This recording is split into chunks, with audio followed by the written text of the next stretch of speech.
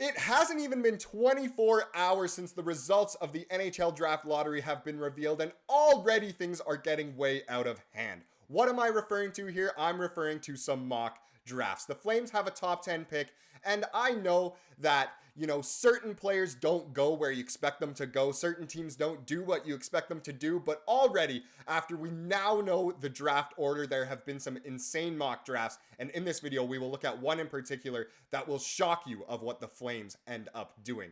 We will get into all of that and more in this video, but first, I want to welcome you to Flames Digest. I'm Mark Griffith. If you're new around here and you love the Flames, make sure you subscribe, because only right around 20% of the people watching are subscribed. So if you want to stay up to date on all the latest news, updates, reports, and rumors revolving around the Calgary Flames, then make sure you subscribe and join the Flames Digest family. We would love to welcome you along, but let's get into this insane mock draft I'm talking to about here. Now, this one is kind of the first official mock draft, I guess we can say, now that we do know the draft order. A lot of people can make an order of their draft rankings, of their prospect rankings, and that's completely valid, but certain teams need certain positions, and now that we know the draft order, it makes a little more sense to be doing these mock drafts. So like I said, this first one, it comes from an esteemed establishment in The Athletic.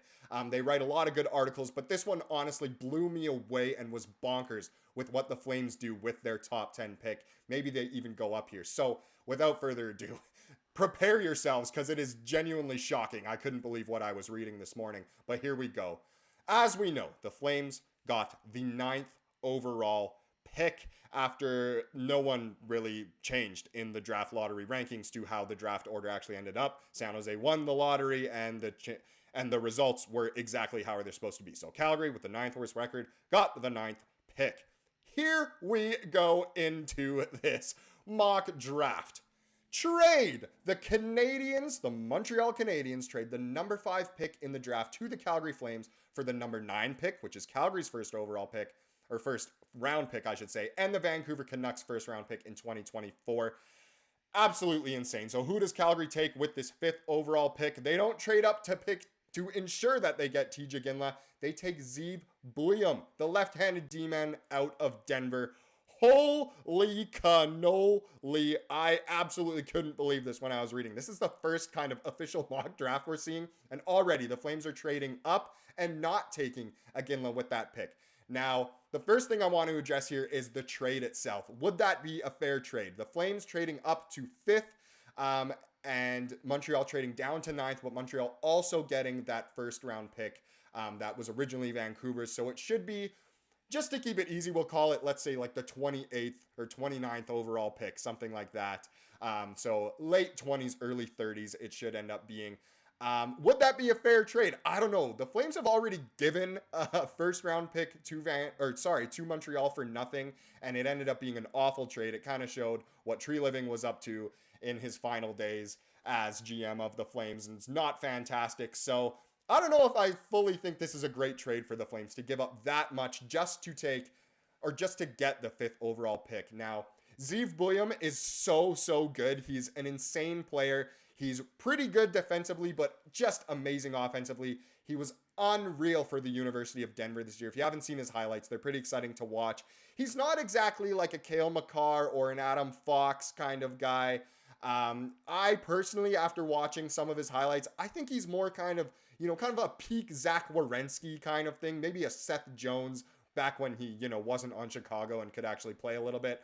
Kind of like that. So not exactly, an A1 prospect, and not taking the center or at least forward that a lot of Flames fans think the Flames should take. Now, I'll let the article kind of allow itself to argue for itself. We'll see what they're saying. So Flames fans really want TJ Ginla at 9th overall. But there was a golden opportunity to trade into the top 5 with the Canadiens and come away with an impact defenseman in Buium who could translate into a game breaker and a future number 1 D-man that Calgary desperately needs. Buium found himself in the top 10 in scoring among NCAA players as a freshman defenseman. Yes, that is actually insane. And in the top 20 in average points per game. The high-end skill set that makes him effective in all phases of the game should help soften the blow of not drafting their franchise icon's offspring. That's a cool name for TJ Ginla as well, your franchise icon's offspring. And that came from Julian MacKenzie, who is the Athletic's Calgary Flames writer. So a bit of a description there, I guess. kind of explaining itself, but I don't know. It's pretty nuts. Now, there it really shows that Zeev Buium is just incredible. He really is insane. As a freshman D-man to do that well is absolutely just, it's incomprehensible, really, how good he is. And the Flames do need defensemen. Do not get me wrong. They really do. So am I opposed to the Flames taking this guy? Of course not. He's an absolutely amazing player. Am I willing to give up, a big chunk of what this retooling / rebuild was supposed to be to get him? I'm not too sure. And what's crazy about it too is a lot of Flames fans, if they do trade up, they want to take Iginla, right? Well, guess where Iginla goes in this draft? In this mock draft, Montreal Canadiens at the 9th pick, which was originally the Flames, do take Iginla. Wow. I won't even read the description there. I was going to. You can read it yourself. I'll leave it up on the screen for a while, or you can pause it. But pretty much what they wrote here is that, the Canadiens choose door number 3, which essentially, makes them trade with Calgary, add another first round pick to go with the one that they got from the Jets for Monahan. How many first round picks is this team going to get involving Monahan? And they drafted Iginla from the Kelowna Rockets, who obviously can help them out a lot. Feel free to read that whole thing if you would like.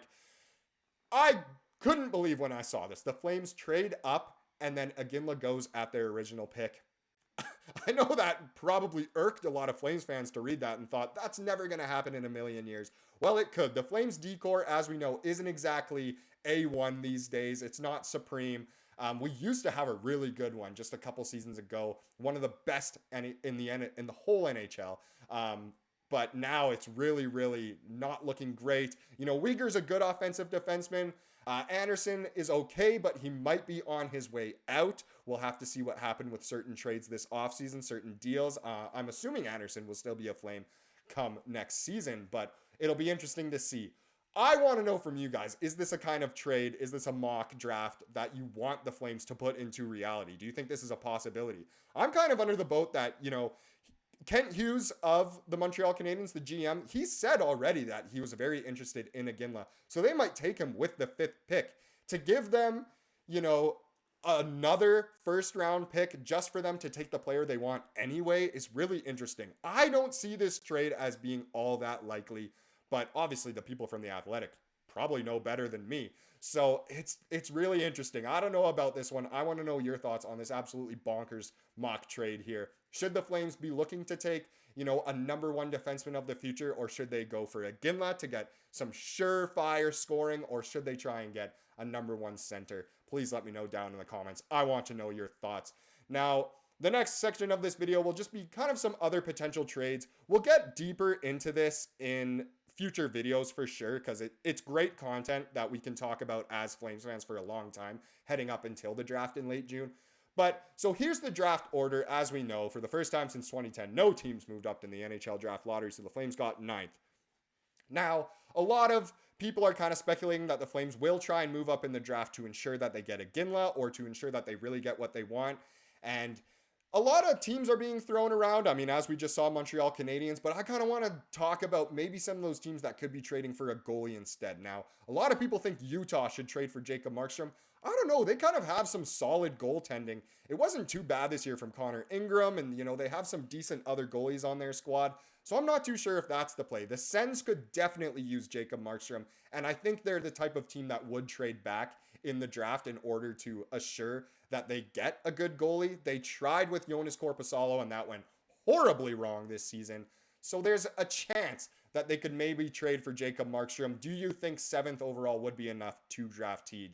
I'm not too sure. In Seattle, kind of the same thing, but is it worth trading away a superstar goaltender for just 1 pick higher in the draft? I'm not too sure about that. I mean, I'm assuming in all of these scenarios, we would still keep the 9th pick as well as move up to either 8th or 7th or 6th. Probably not the 5th one, as we just saw, but it's interesting. I want to know from you guys as well, some other potential trades there. We'll definitely save that for another video, maybe looking at more specifically into certain teams and the trade package the Flames could offer and receive back for some of these picks.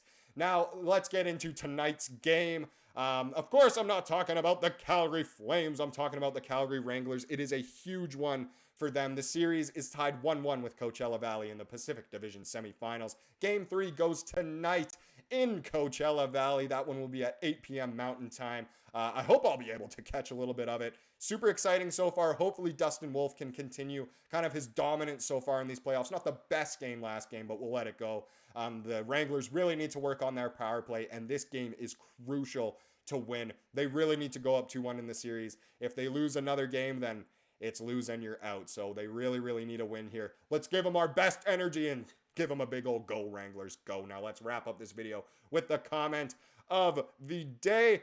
And this one involves how the draft lottery went. As we know, it was super disappointing that no team moved up at all. There was zero movement. It was kind of boring. San Jose got the first overall pick. Good for them. I mean, that's great. I loved this comment here from MS__00. Someone forgot to shuffle the cards. Boy, did they ever. Bill Daly's just standing out there, deputy commissioner, and he's just flipping the cards exactly how you'd expect them to go. It was really boring.